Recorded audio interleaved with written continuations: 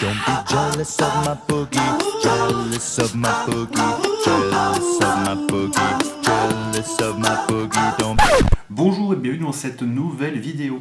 Aujourd'hui, nous allons infuser un puer un peu vieux. Il s'agit d'un puer de 2007, puer de la firme Yangqinghao, qui s'appelle Shizong. Voici les feuilles sèches, donc ça je vais marquer ça en bas de l'écran parce que avec ma prononciation du chinois c'est pas évident. Alors pourquoi est-ce que je teste ce thé? Tout simplement parce que en fait c'est un thé qui est assez célèbre. YQH, donc Yangqinghao est une marque donc qui historiquement, j'ai retrouvé sur internet l'historique. Donc en fait historiquement c'est une marque qui a été créée par un collectionneur de puer taïwanais au début des années 2000 je crois, c'est une personne qui a étudié le puer depuis le début des années 80, qui n'est pas content de la façon dont évoluaient les puers, du coup qui a décidé de prendre les choses en main. C'est un thé, c'est une marque de thé qui remporte un franc succès, notamment auprès de la communauté occidentale, qui cherche en fait des thés qui sont coin caractère, qui vont se rapprocher de très vieux thés qui sont maintenant inabordables au niveau prix. Hein, c'est ce qu'ils disent. Donc le monsieur Yang Shinan, donc le créateur de cette marque, dit qu'il essaie de faire revivre les puers, le caractère des puers avant les années 60. Donc voilà.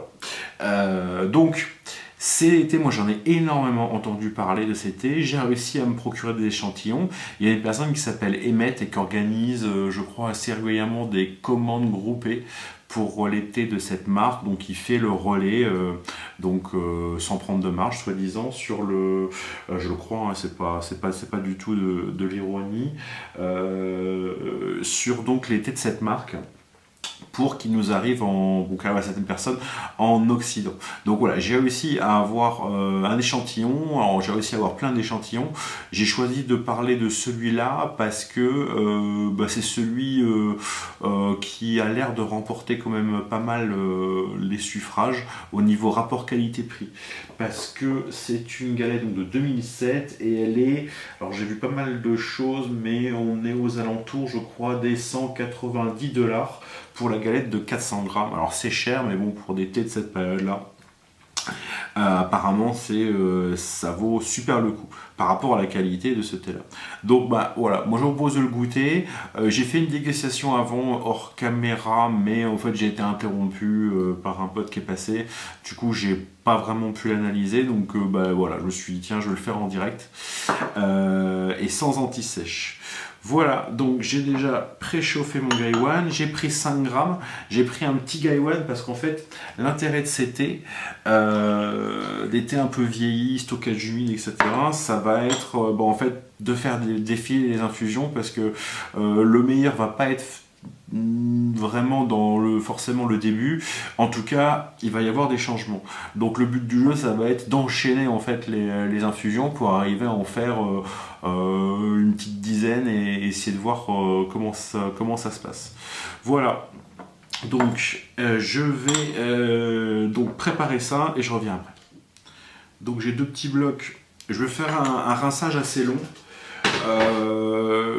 Parce que en fait, déjà j'ai des petits blocs de thé et j'ai envie qu'ils se désagrègent un peu parce qu'on a vraiment quelque chose d'intéressant dans le cas des puers compressés. On commence vraiment à rentrer dans le vif du sujet, en tout cas pour moi, en tout cas quand les feuilles sont décollées, et aussi parce que ce genre de thé, donc finalement je connais pas grand chose, hein, ça vient pas de l'un de mes revendeurs de confiance, etc. Il n'y a rien qui indique que ça va être un thé qui va être bio, issu d'agriculture naturelle, qui vont venir de vieux arbres, d'environnements protégés, etc. Bref, je rince à la fois pour enlever d'éventuelles saloperies, mais aussi pour préparer bien les feuilles. Et je vais me rincer 2 fois. Comme ça, je vais directement arriver attaquer dans le vif du sujet. Voilà. Alors, Là, je le sens déjà, hein, quand on prend les Gaiwan. Donc, c'est un thé, je pense qu'il va plaire énormément aux amoureux des saveurs de vieux thé, hein, parce qu'on va vraiment on va vraiment avoir quelque chose au niveau des arômes et des saveurs qui vont, bah, d'après ce que j'ai compris, en tout cas essayer de rappeler le caractère des vieux puers, et on va avoir des choses, c'est vrai, qui vont être très très intéressantes au niveau du nez et des saveurs. Alors, en plus, je suis nul, hein, pour décrire est-ce que c'est du champignon, du machin, du bidule. Bref, en tout cas, on a des belles feuilles, hein. On a très peu de brisures. Donc là, on va vraiment, bon, on est sur des registres qui vont rappeler la cave, la terre humide. Enfin, bref, on est vraiment sur un registre de puer qui a eh ben, cette personnalité-là. Et en tout cas, ça sent très bon. Oups, j'en mets partout.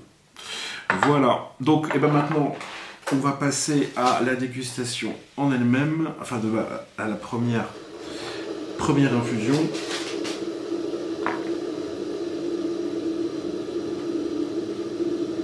Ça sent vraiment très bon.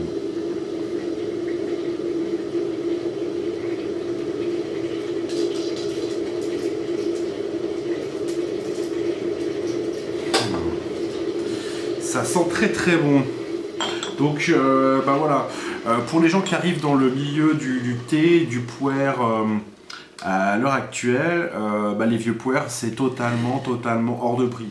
Ça a été accessible il y a un peu plus de 10 ans maintenant, où c'est vrai qu'on pouvait trouver des vieux puers de façon, enfin voilà, à des prix qui paraissent totalement incroyables maintenant. J'ai un énorme regret d'une ou deux galettes qui coûtaient à l'époque une centaine d'euros, et à l'époque pour moi 100 euros une galette c'était totalement incroyable, c'était déraisonnable au possible, et maintenant ça vaut, je sais pas, plusieurs dizaines de milliers d'euros, je crois, un truc comme ça. Donc c'est pas tant pour les revendre, mais c'est vrai qu'il y avait des thés qui étaient très qualitatifs, et de cette personnalité là, voilà, avec des énergies totalement fabuleuses, et ben voilà, que j'ai laissé passer. Je suis pas le seul. Il y a peut-être des gens qui ont eu la chance de se faire des collections incroyables à des prix défiant toute concurrence à l'époque. En tout cas, je suis vraiment content pour eux. Mais voilà, c'est pas mon cas, et c'est pas le cas de la plupart des gens qui rejoignent le thé maintenant. Donc bah voilà. Qu'est-ce qu'il y a pour... Soit on trouve un revendeur qui font ce genre de thé au gramme, et on se paye, comme on se paierait une super bouteille de vin, 5 grammes d'un super thé dont la galette vaut des 1000 et des cents. Honnêtement, ça vaut le coup. Sur Paris, je connais des gens qui font ça. Ils s'achètent, ils se cotisent, ils achètent 7-8 grammes d'un thé des années 50, et puis ils se font, sachant que généralement sur des thés de ce prix-là, de cette qualité-là, on est parti pour plusieurs dizaines d'infusions faciles. Et ben voilà, ils se réunissent et ils se boivent leur petit thé, ça leur revient à rien, et ils passent un excellent moment.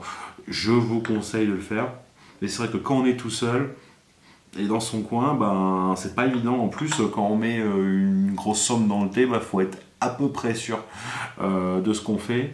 Donc voilà, toujours est-il qu'il y a des revendeurs comme David, dont j'ai déjà longuement vanté la qualité du service, qui donc propose quelques vieux puers. Et bon, vu qu'il est totalement de confiance, en tout cas à mes yeux, vous pouvez aller commander quelques grammes de thé très prestigieux. Et là, je mettrai ma main au coupé que vous ne le regretterez pas. Alors, parlons un peu de ce thé maintenant. Donc, le but du jeu, ça va être de recréer des caractères. Alors moi, je connais pas le caractère de ces vieux thés, donc je peux que essayer de juger à mon niveau et sur mes propres critères de la qualité de ce que j'ai sous les yeux et dans la tasse. En tout cas, ça sent vraiment super bon. C'est parti pour la première tasse. C'est le moment fatidique.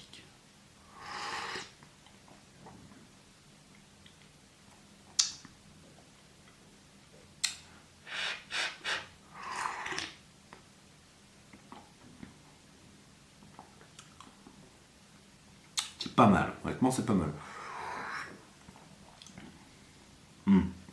Alors, c'est astringent. Hein. Là, les papilles, elles le sentent bien. C'est la première. En plus, bon, je sais pas. Je pense qu'au niveau dosage et temps d'infusion, je suis pas si mal que ça. En tout cas, là, ça déménage un peu. Il y a de l'amertume, il y a de l'astringence, il y a même pas mal d'amertume. Pourtant, mon palais est habitué à ça, mais c'est le début. Je sais que ça va s'adoucir. En bouche, du coup, bon, alors c'est pas, voilà, ça, l'amertume, je veux dire, vient un peu gâcher le tableau, mais ça reste quand même, il y a quand même pas mal de choses positives.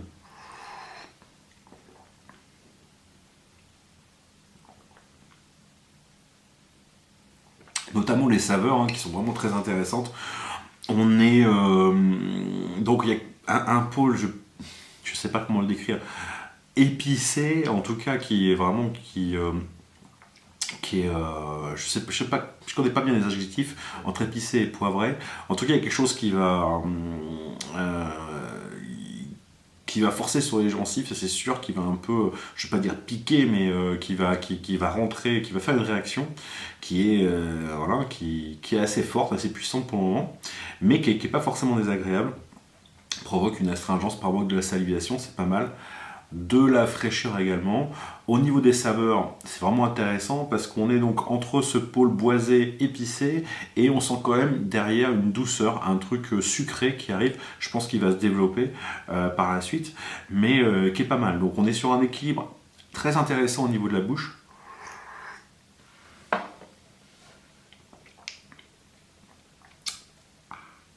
Au niveau de la gorge, j'avoue, c'est pas ça. C'est pas, disons que voilà, c'est pas. Bon, je pars du principe que tout ce qui va pas être bio ou d'agriculture naturelle, ça va être difficile au niveau de la gorge que ce soit bien.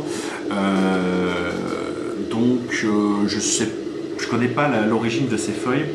En tout cas, c'est pas la profondeur au niveau de la gorge des thés que je bois d'habitude, mais c'est aussi l'intérêt de se faire violence et de voir des choses, de sortir de sa zone de confort pour multiples raisons. Alors, quand même une belle amertume, une belle astringence. Là, j'ai vraiment. Donc, on a un petit. C'est le seul truc qui me fait un peu. Il y a une petite sonnette d'alarme qui sonne, c'est qu'il y a le bout de la langue qui picote un peu. On a des petits picotements, on va dire, sur la langue à certains endroits. Et ça, généralement, alors je suis pas spécialiste, mais ça peut être une conséquence de produits chimiques, hein, d'engrais, pesticides, herbicides surtout, généralement. Par contre, le pôle sucré commence déjà à bien se développer. Hop. Ouais, l'astringent, sinon j'ai vraiment là, j'ai la bouche bien sèche quoi. Bien sèche. J'ai peut-être trop dosé ou bon, peut-être que c'est juste le début. Je vais laisser refroidir ça 2 secondes et je reviens après. Nous revoilà, donc voilà, la deuxième infusion a eu le temps un peu de refroidir et j'ai même préparé rapidement une troisième que j'ai fait un peu légère. Parce que voilà, pour essayer de juger de la qualité, c'est bien de ne pas avoir des choses qui sont aussi trop denses là, parce que même un excellent thé, si on se fait vraiment de façon dense, et ben on va avoir des excès d'astringence, d'amertume, surtout sur les poires. Donc j'aime bien préparer léger. À mon niveau, c'est plus facile de détecter les choses quand c'est léger que quand c'est plus. Bref, en tout cas, ça commence à sentir vraiment très très bon. On est sur du camphre, mais tout en étant un peu doux et sucré. C'est vraiment, ça va être des profils aromatiques qu'on va pas retrouver sur des thés jeunes, ça c'est sûr. Et même pas sur des thés fermentés, enfin en tout cas pas à ma connaissance, sur des thés fermentés artificiellement, des puers choux. Donc c'est parti.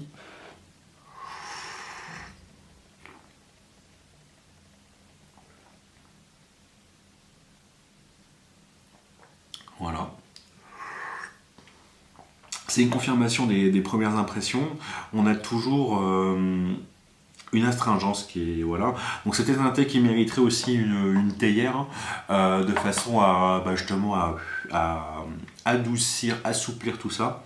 Il y a dans une excellente terre, il y a beaucoup de choses qui quand même peuvent être considérées négatives au niveau de l'amertume et de l'astringence qui seraient gommées.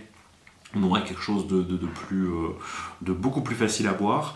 Bon, voilà, le but du jeu ici, c'est de juger des feuilles en elles-mêmes. Hein. Moi, personnellement, quand j'investis dans une galette ou dans du thé pour la garde, j'investis pas dans un thé qui est pas bon dans l'espoir qu'il devienne bon après, et ni qu'à des défauts en me disant, tiens, j'arriverai à compenser les défauts en utilisant une terre qui va assouplir ou gommer ça et ça. Je veux dire, vu que ça coûte cher, ce genre de petits trucs, et ça coûtera de plus en plus cher, il faut être honnête,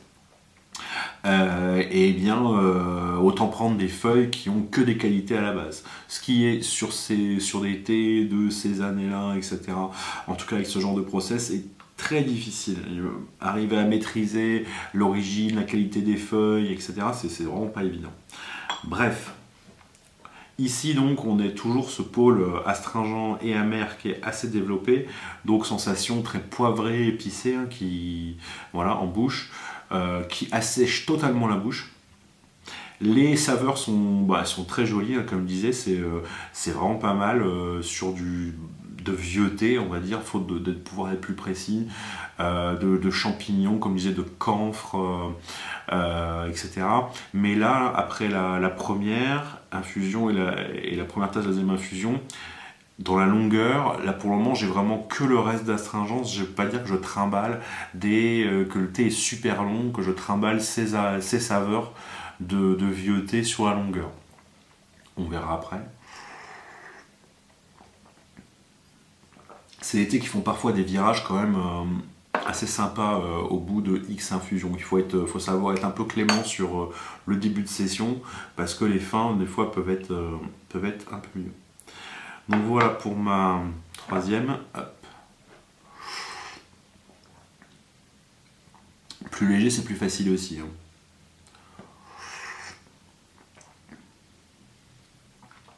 On commence à être pas mal. Là, sur quelque chose de plus léger, même si l'astringence elle arrive après, hein, elle est toujours là, ça c'est sûr.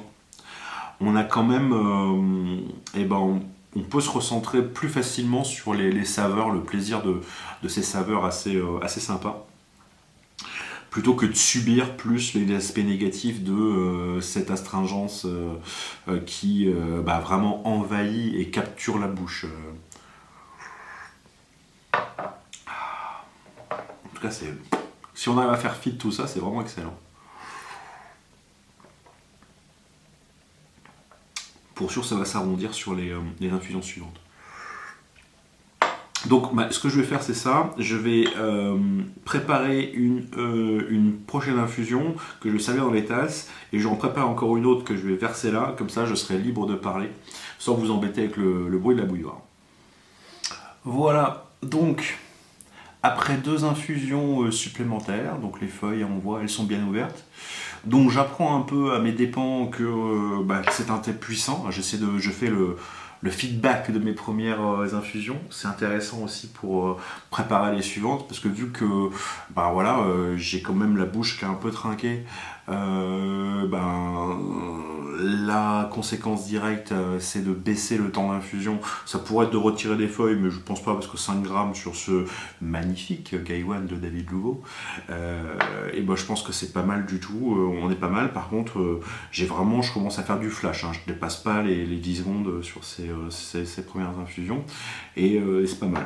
Donc c'est sur un thé puissant. Je commence à trouver dans la longueur des saveurs camphrées, des saveurs sympathiques, mais c'est vraiment l'astringence pour le moment qui prime, hein, qui me reste. J'ai la bouche sèche.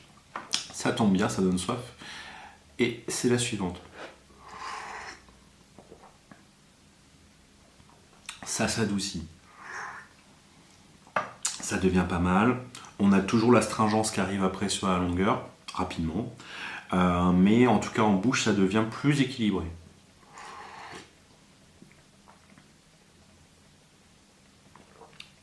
C'est vraiment très dur de décrire les saveurs.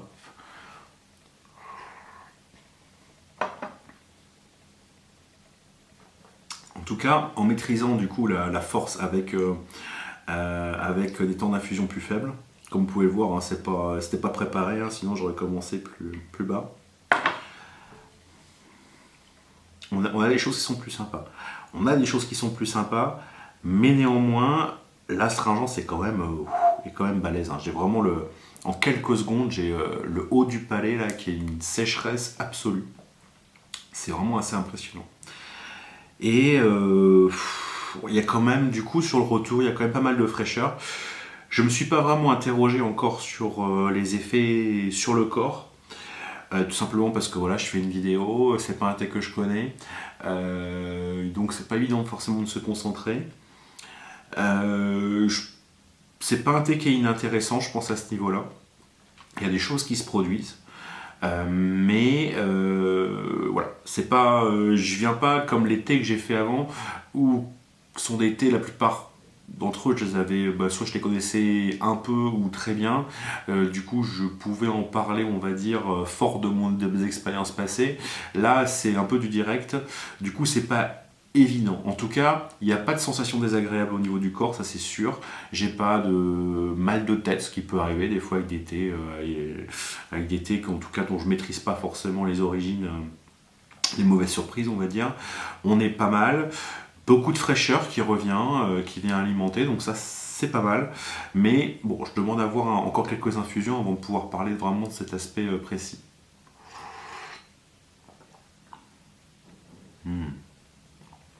Ça devient vraiment plus intéressant au niveau des saveurs. Je comprends que les gens qui veuillent trouver, vraiment avoir des choses qui sont sur sur ces références-là au niveau des saveurs, se tournent et aiment ce genre de choses parce que c'est vrai que c'est assez unique et c'est très dur à mon avis de retrouver la même chose dans d'autres produits. Donc pour ça c'est vraiment pas mal.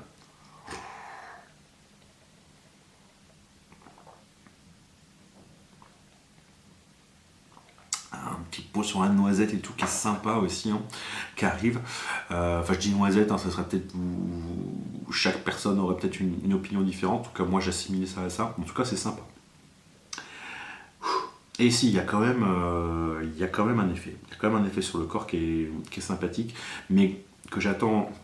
Je me réserve un peu avant d'en parler. Je fais comme tout à l'heure, je prépare 2 infusions et je reviens après. Voilà 2 infusions plus loin, ce que ça donne. On a des belles feuilles honnêtement. On a des très belles feuilles, pas trop morcelées. On peut voir qu'il y a un joli travail de fermentation et tout. Non, c'est bon. On a des senteurs minérales que je n'avais pas repérées avant. C'est pas grave. Donc, au niveau des temps d'infusion, là j'ai étendu, donc je suis plus proche des 10-15 secondes. Je fais ça, alors moi j'infuse beaucoup à la couleur. Ça c'est surtout bien quand on a l'habitude, certes, mais plutôt que de chronomètre, de choses comme ça, pour un thé qu'on connaît bien, quelle que soit la famille, hein, personnellement je me base vraiment sur la couleur, l'intensité du coup d'une liqueur. Je trouve que c'est quand même un bon, pour moi c'est un bon paramètre pour savoir quand arrêter d'infuser. Ça évidemment ça nécessite de voir la liqueur et du coup ça se prête beaucoup plus à l'infusion en Gaiwan ou limite à la théière transparente ou choses comme ça que j'utilise au boulot pour le coup, théière transparente pour des infusions un peu cool, une théière en terre où on va rien voir, on va rien maîtriser à ce niveau-là.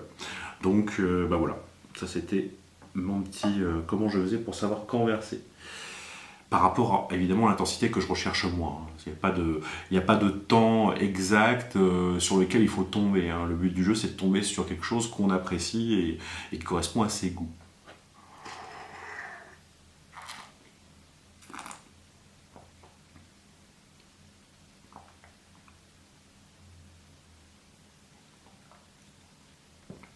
Même si sur ce genre de thé, on est quand même content de ne pas avoir quelque chose de trop fort parce que sinon la bouche elle va morfler.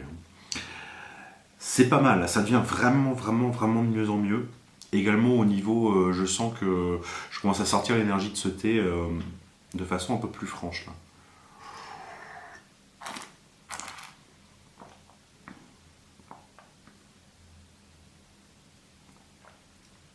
même si on a toujours une belle astringence. Hein. Quand je dis une belle, là pour le coup, c'est pas forcément un compliment.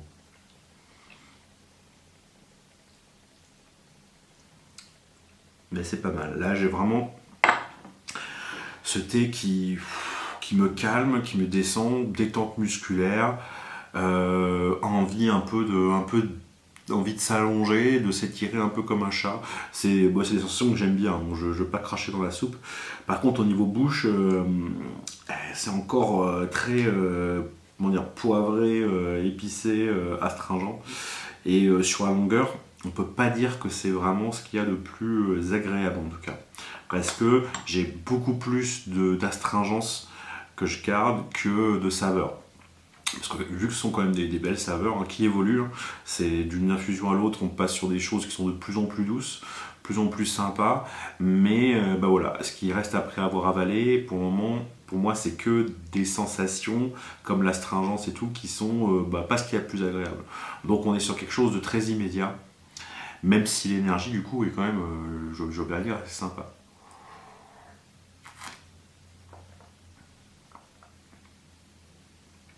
Au niveau de la gorge, je pense que ça bouge pas. Je pense pas que un thé il puisse commencer avec une gorge avec des mauvaises sensations de gorge et évoluer sur des belles sensations de gorge et ou vice versa. Je pense que voilà, la gorge pour moi c'est vraiment un critère qui évalue plus la qualité de base des feuilles en fait. Quel que soit la fabrication du thé, on peut avoir un thé au goût qui est totalement horrible, mais par contre que les feuilles, elles sont qualitatives et que du coup qui va quand même donner des belles sensations de gorge. Et au contraire, on peut voir l'inverse, un très beau thé, charmant, bouche, etc. Mais la gorge va être horrible. Et pour moi, en tout cas à mon niveau, j'interprète ça comme sur l'utilisation de produits chimiques. Enfin voilà, l'utilisation de produits, quels qu'ils soient, en général, pour moi c'est ça. Et ça se vérifie, on va dire, c'est vraiment des constatations empiriques. Hein. C'est pas, je répète pas bêtement des trucs que j'ai vus ailleurs. C'est que, bon, grosso modo, l'été, où je suis sûr qu'ils n'ont pas vu de produits chimiques, il y a une belle gorge. Les autres, que je sais, qui viennent de cultures un peu plus intensives, où on utilise plus facilement des produits, la gorge est resserrée. Là, et ça n'a rien à voir avec l'âge de l'arbre, hein. Ça peut être du gouchou, donc du thé très prestigieux, très cher, venant d'un terroir qui est très réputé, etc. Mais si jamais il a reçu des engrais, des machins et tout, quelles que soient les qualités qu'il y a à côté, la gorge généralement, pour moi en tout cas, c'est un bon critère de ça. Et vu que personnellement, encore une fois, c'est ce que j'apprécie le plus, la profondeur au niveau de la gorge du thé, et donc en ce qui me concerne, ça va être je veux rien avoir à faire, on va dire, de ce terroir prestigieux. Alors si je veux apprécier des choses, hein, c'est comme ça, je veux apprécier vraiment ce thé pour les raisons que j'ai citées plus tôt, mais si la gorge n'est pas là, c'est personnellement, en tout cas selon mes critères, c'est pas un thé que je vais acheter, sur lequel je vais investir sur l'avenir. Également pour ce thé, alors je suis déjà en train d'essayer de faire plus ou moins une conclusion, mais en tout cas là, ce que je vois, c'est que l'astringence est trop forte. C'est au niveau équilibre de la bouche, justement il n'y en a pas. C'est totalement déséquilibré. Alors oui, je pourrais utiliser une théière, oui, je pourrais, etc. Et oui, peut-être que dans 10 infusions, parce que là, ce thé, on est vraiment parti pour très longtemps, ça va s'améliorer, mais personnellement, je pense qu'il faut, quitte à acheter des thés un peu chers pour de la garde, vaut mieux acheter un thé qui, dès le début, va être hyper clean au niveau de la bouche. On peut avoir des premières infusions, etc., qui vont être un peu déséquilibrées. Sur du vieux thé, sur des thés stockés humides, etc., ce ne sera pas rare. Mais à ce moment-là, on fait un premier rinçage d'1 minute ou plusieurs rinçages, etc. Et on devrait directement avoir quelque chose de beau, selon moi, hein, selon mes critères et la façon dont je choisis mes thés. Là, on a quand même... je ne sais plus à combien d'infusions on est, mais on a quand même une grosse astringence dans la bouche. Même si on peut chercher ce thé qui ont ce genre d'énergie et du coup se dire, bah voilà, l'énergie, la relaxation, les effets que me procure ce thé, ça vaut son prix, donc clac, je mets directement l'argent sur la table et j'achète, quelle que soit la bouche, quelle que soit la longueur, etc. Ce que je cherche, c'est l'énergie, c'est ça. Donc c'est vraiment quelque chose de très personnel, hein,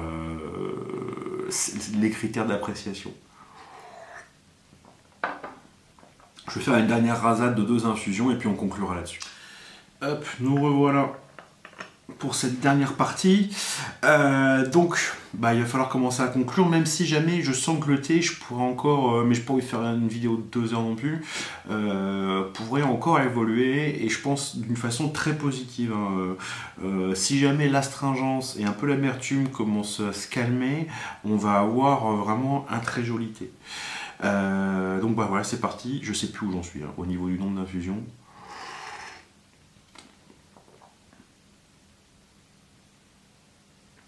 Ouais.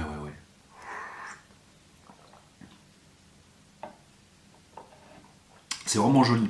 Je pense qu'en utilisant la théière adaptée, je dis pas une théière à 400 € ou quoi que ce soit, mais juste une théière qui va arriver, qui va pas flinguer plein de choses. Il y a malheureusement beaucoup trop de théières qui vont, c'est quelque chose qui fera sûrement l'objet d'une vidéo, parce que personnellement c'est quelque chose qui me frappe un peu. Il y a des théières vraiment, et y compris des théières chères, qui vont vraiment détruire plein de qualités d'un thé. Hein. Je sais que moi qui suis sensible de la gorge par exemple, il y a des théières qui vont pouvoir flinguer ça, et c'est vraiment dommage. Donc bref, tout ça pour dire qu'il y a quand même des théières qui permettraient, je pense, de gommer très facilement l'astringence de ce thé, un peu l'amertume aussi, et du coup on aurait quelque chose de de beaucoup plus joli. Donc c'est quelque chose qu'on peut considérer quand on décide d'acheter ce genre de thé, qui je rappelle n'est pas donné. On a quand même un thé qui est très endurant, hein, parce que là j'ai 5 grammes, je sais pas combien j'ai fait d'infusion, mais en tout cas je pense que je peux faire facilement en tout une 40aine d'infusions sans souci, on va dire, en rallongeant les temps d'infusion évidemment.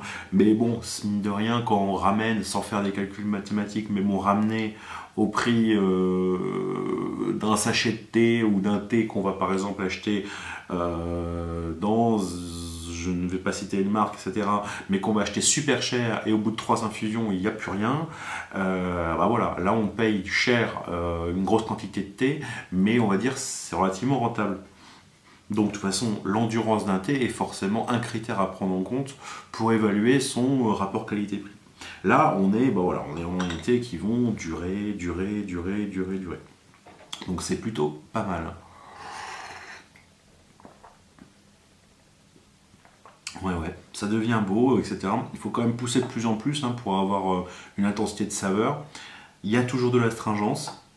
Peut-être que c'est un thé qui dans 10 ans on n'en aura plus, mais comme je disais un peu plus tôt, personnellement c'est pas un critère, parce que les belles histoires, acheter ce thé dans 10 ans il va être super, personnellement j'y crois pas. On a un thé donc qui est endurant, qui développe des belles saveurs, qu'on appréciera plus je pense en utilisant une théière adaptée. On a un thé qui a de l'énergie, ça c'est sûr, hein, moi il me calme un peu, je vois bien entre chaque infusion. Dès que je porte après, dès que je bois un peu, j'ai le rythme qui descend, qui se ralentit, et donc je pense, pour dire une belle énergie, donc c'est quand même pas mal, hein, c'est loin d'être tous les thés qui ont une belle énergie, mais ça ne signifie pas, c'est pas parce que les thés ont donnent des bonnes sensations que il est forcément, on va dire, qualitatif. Encore une fois, c'est un choix personnel qu'on fera quand on investit ou non dans ce genre de thé.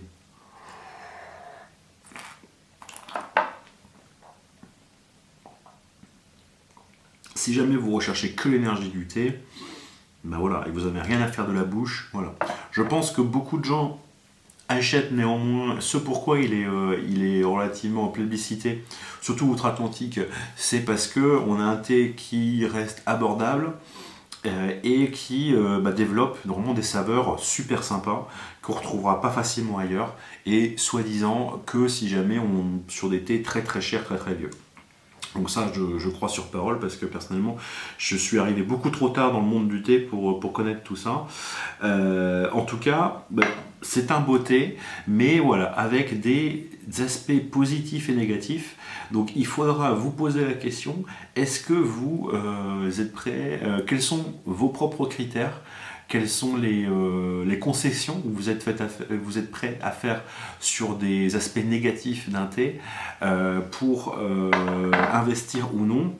Je pense que ça vaut le coup si vous avez moyen d'avoir des échantillons de thé. C'est toujours bien, ça permet de goûter, ça permet, j'ai envie de dire, de progresser, c'est peut-être pas le bon mot, plutôt d'enrichir sa culture théistique, de goûter ce genre de choses. Maintenant, pour moi, l'astringence, elle est vraiment bloquante, quoi. Si jamais 10 minutes après une tasse, on a encore la bouche sèche, et qu'on n'a pas des choses pour compenser au niveau longueur en bouche, etc. C'est un troc, en tout cas 130, je sais plus, non, 190 $, j'ai dit la galette, même 400 grammes, c'est pas un prix c'est pas quelque chose que je mettrais personnellement. Même si, encore une fois, avec une théière, bref, je commence à ragoter. Donc voilà.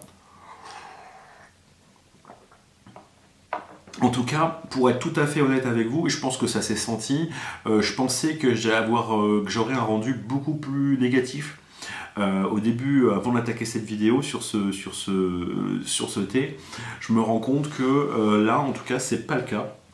On a vraiment, malgré ses défauts, on a vraiment des jolies choses, notamment personnellement, je trouve une belle énergie. Alors c'est peut-être parce que en ce moment, j'ai mangé ça, j'ai dormi, etc., et que les planètes s'alignent et qui font que là j'apprécie l'énergie de ce thé. Peut-être que je serais passé à côté dans d'autres circonstances, etc. En tout cas, là, sur cette dégustation-là, qui est loin d'être finie, et d'ailleurs que je vais peut-être continuer en théière, en tout cas, il y a des aspects positifs. Par contre, pour un débutant qui n'a pas l'habitude de se manger des gencives, une telle astringence, voire de l'amertume, c'est compliqué. C'est compliqué, et en plus, pour un débutant, ce sera compliqué d'avoir la bonne théière qui va bien pour compenser ça.